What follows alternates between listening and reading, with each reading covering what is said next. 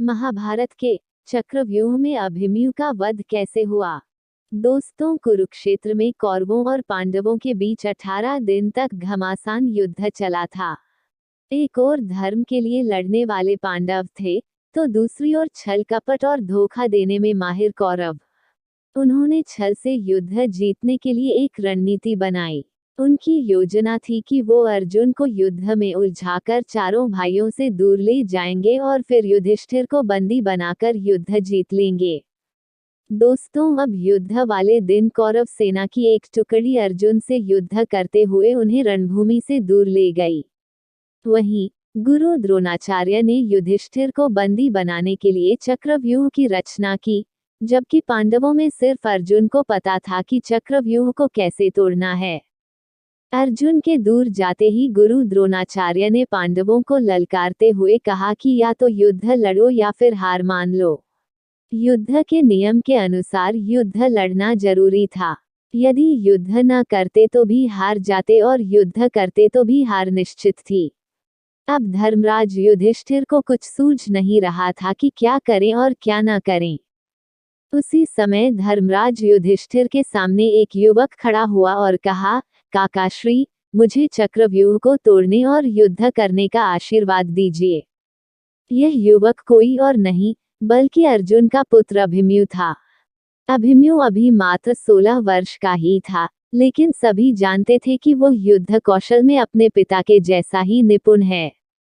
युधिष्ठिर ने अभिमन्यु को मना किया, लेकिन अभिमन्यु नहीं माना और उसने कहा, मुझे चक्रव्यूह तोड़ना आता है।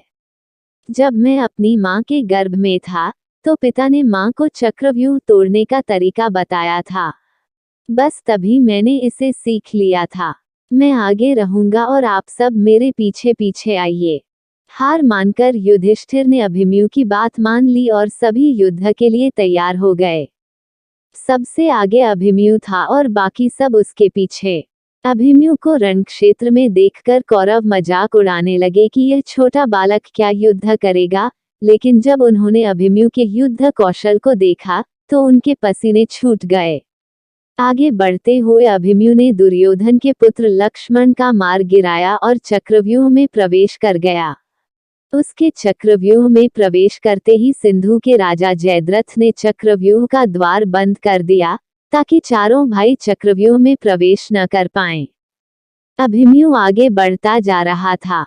उसने एक एक करके सभी योद्धाओं का हरा दिया, जिनमें स्वयं दुर्योधन, कर्ण और गुरु द्रोण भी शामिल थे। किसी को कोई उपाय समझ नहीं आ रहा था, तभी कौरवों के सभी महारथियों ने एक साथ मिलकर अभिमन्यु पर हमला कर दिया। किसी ने उसका धनुष तोड़ दिया, तो किसी ने रथ। इसके बावजूद अभिमन्यु नहीं रुका। उसने रथ का पहिया उठाकर युद्ध करना शुरू कर दिया। बड़े बड़े महारथियों के साथ वीर अभिमन्यु अकेला लड़ता रहा, लेकिन वह अकेला कब तक लड़ता। अंत में सभी ने मिलकर उसकी हत्या कर दी और अभिमन्यु वीर गति को प्राप्त हुआ। अभिमन्यु की मृत्यु के बाद अर्जुन ने प्रतिज्ञा ली कि वह अगले दिन युद्ध में जयद्रथ का वध कर देगा। आज शूरवीर अभिमन्यु का नाम कर्ण और अर्जुन से भी पहले सम्मान के साथ लिया जाता है।